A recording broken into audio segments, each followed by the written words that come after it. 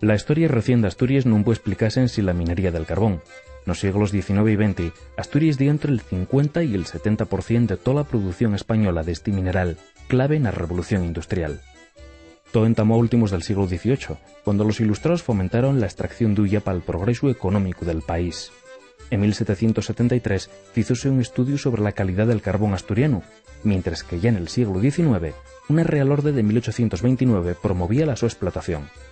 Y este tiempo cuando el alemán Schulz publica el su mapa xeolóxico de Asturias, que indicaba con precisión los yacimientos.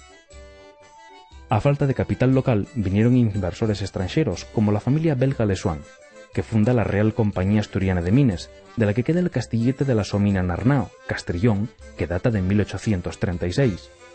Con capital inglés y francés, padríense otras sociedades que aprovecharon el carbón para fundir fierro, levantándose siderúrgicas como la de Quirós, Fábrica de Mieres o Duro Felguera en Llangreu.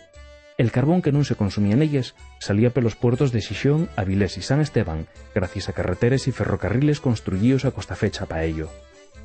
Con andar del tiempo, el carbón y la siderurgia asturianos perderían importancia por delles causes, entre las que rescamplen la baja calidad del mineral y las dificultades para su extracción, que faen que el carbón astur sea más caro que el de Sudáfrica o América. Con todo y con ello, la minería asturiana tuvo un gran protagonismo en 3 periodos. L'entamo de la industrialización, onde foi pionera, la Primera Guerra Mundial, onde los países en combate se abastecieron de carbón asturiano, y el tiempo de la posguerra civil, cuando el régimen de Franco se vio obligado a consumir carbón nacional entre la su ruina económica. Desde los años 60, la crisis del sector ya era evidente, y las empresas privadas vendieron esos mines al gobierno, que les enxertó una empresa estatal lunosa en 1967. De entonces para acá, la crisis non abocanó, pesguiando un pozo tras de otro hasta la actualidad, en que nada más queden abiertas delles explotaciones.